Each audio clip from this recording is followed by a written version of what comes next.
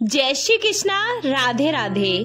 क्या वास्तव में श्रापित देवताओं को कष्ट भोगने के लिए धरती पर मनुष्य योनि में भेजा जाता है? यह बड़ा रहस्यमय विषय है कि क्या देवता भी श्राप से ग्रस्त होते थे? देवताओं से बड़ा कौन था जो उन्हें श्राप देता था?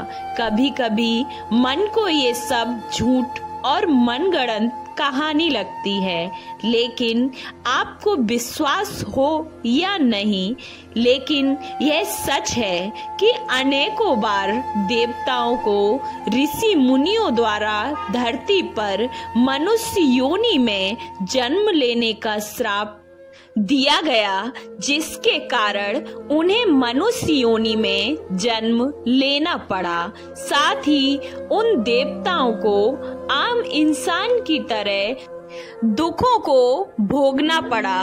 पौराणिक गाथाओं में अनेक स्थान पर इस तरह का उल्लेख मिलता है कि जब भी तपस्वी गण देवताओं से क्रोधित हो जाते थे तो वे उन्हें धरती पर मनुष्य योनि में पैदा होने का श्राप देते थे, जो सच होता है। इसका अर्थ यह स्पष्ट है कि प्राचीन काल से ही इस बात को जाना जाता है कि मनुष्य योनि में जन्म लेने का अर्थ है कष्टों को भोगना, क्योंकि यह बात जग जाहिर है कि भूलोक का जीवन कितना कठिन है। आज हम आपको एक ऐसी ही अद्भुत कहानी से परिचित कराएंगे जिसमें देवता गणों को ऋषि मुनि से श्राप मिलने के बाद उन्हें देवता से मनुष्य बनना पड़ा, लेकिन उस श्राप से बचने के लिए उन्होंने जो उपाय निकाला वह बहुत ही आश्चर्यचकित कर देने वाला था।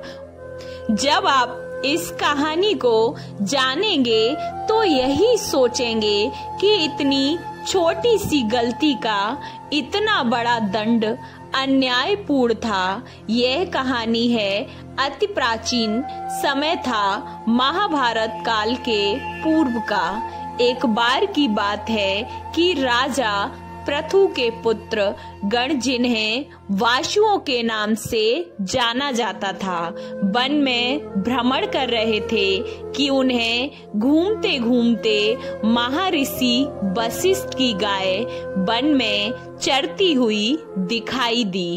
अति श्वेत वर्ण की महर्षि वशिष्ठ की वे गायें बहुत मनमोहक थीं। ऐसा कहा जाता है कि जो भी महर्षि वशिष्ठ की उन गायों का दूध पी लेता था तो उसके चेहरे एवं शरीर के सौंदर्य में 4 गुना वृद्धि हो जाती थी। राजा पृथु के पुत्र ध्रुव के मन में लालच आ गया।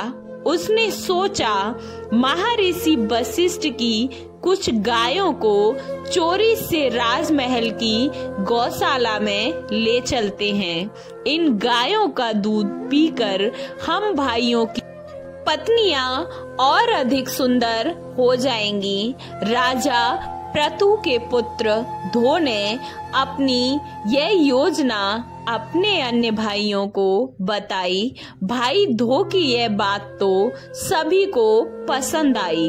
महर्षि वशिष्ठ की गायों को बांधकर राजा पृथु के पुत्र अपने राजमहल में ले आए। शाम को जब ऋषि वशिष्ठ को पता चला कि उनकी कुछ गायें जो प्रातः वन में चरने गई थीं, लेकिन सायंकाल तक वापस आश्रम नहीं लौटी, इस बात से महर्षि वशिष्ठ अत्यंत ही चिंतित हो उठे। वे अपनी खोई हुई गायों का पता लगाने के लिए ध्यान मुद्रा में बैठ गए। महर्षि को ध्यान मुद्रा में तल्लीन हो जाने पर ज्ञात हुआ कि उनकी गायों को राजा पृथु के पुत्र चोरी करके अपने राजमहल की गौशाला में ले गए हैं। महर्षि वशिष्ठ राजा पृथु के पुत्रों की इस दृष्टता से अत्यंत क्रोधित हो गए। वे गुस्से में लाल तमतमाते हुए राजमहल पहुंच गए।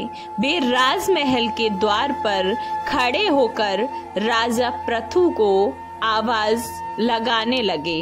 द्वारपालों ने भागकर राजा पृथु को बताया कि राजमहल के द्वार पर स्वयं महर्षि वशिष्ठ आए हैं, जो देखने में बहुत क्रोधित लग रहे हैं। राजा पृथु यह समाचार सुनकर अत्यंत चिंतित हुए और राजमहल के बाहर दौड़े दौड़े आए। राजा पृथु ने देखा कि महर्षि वशिष्ठ वास्तव में उनके राजमहल के द्वार पर खड़े हैं और बड़े ही गुस्से में हैं। राजा पृथु ने उन्हें अपने महल के अंदर बुलाना चाहा, लेकिन वे नहीं माने। महर्षि वशिष्ठ ने राजा पृथु को बताया कि उनके पुत्र उनकी आश्रम की गायों का हरण कर अपने साथ ले आए हैं। राजा पृथु को विश्वास नहीं हुआ, लेकिन जब उन्होंने अपने पुत्र ध्रुव को बुलाकर पूछा तो सारा मामला समझ में आ गया। राजा पृथु के पुत्र ध्रुव को देखते ही महर्षि वशिष्ठ क्रोध से आग बबूला हो गए। उन्होंने तुरंत श्राप दे डाला कि मैं महर्षि वशिष्ठ राजा पृथु के सभी पुत्रों को देव योनि से मनुष्य योनि में जन्म लेने का श्राप देता हूँ। राजा पृथु ने हाथ जोड़कर महर्षि वशिष्ठ से प्रार्थना की कि वे उनके पुत्रों को श्राप मुक्त कर दें, लेकिन महर्षि वशिष्ठ न माने। राजा पृथु के सभी पुत्र श्रापग्रस्त होकर दुखी हो गए। इस श्राप से मुक्ति पाने के उद्देश्य से वे सभी देवी गंगा के पास गए। देवी गंगा ने राजा पृथु के पुत्रों को बताया कि वह उन्हें श्राप मुक्त तो नहीं कर सकती, लेकिन महर्षि वशिष्ठ के इस श्राप के दंड को कुछ कम कर सकती हैं। देवी गंगा ने बताया कि अगले जन्म में मैं तुम भाइयों को मनुष्य योनि में जन्म लेने का माध्यम बनूंगी, लेकिन जन्म के बाद ही मैं उन्हें गंगा में डुबोकर मार डालूंगी, जिससे तुम सब भाई फिर से देव योनि को प्राप्त कर लोगे। इससे महर्षि वशिष्ठ का श्राप भी पूरा हो जाएगा और तुम राजा भृंगु के पुत्र मनुष्य योनि के कष्ट भोगने से भी बच जाओगे। अगले जन्म में वही सब कुछ हुआ जो देवी गंगा ने कहा था। राजा शांतनु और गंगा के 8 पुत्र हुए, लेकिन गंगा ने अपने 7 पुत्रों को जन्म लेते ही गंगा नदी में डुबोकर मार डाला। लेकिन जब गंगा अपने 8वें पुत्र को नदी में डुबोकर मारने जा रही थी कि राजा शांतनु ने उन्हें मारने से रोक दिया। इस तरह गंगा अपने 8वें पुत्र को पानी में डुबो ना सकी। राजा शांतनु द्वारा गंगा के 8वें पुत्र को मार डालने से रोका जाना विधाता की मंशा थी, क्योंकि पूर्व जन्म में राजा पृथु के पुत्र को मनुष्य योनि का कष्ट भोगना था।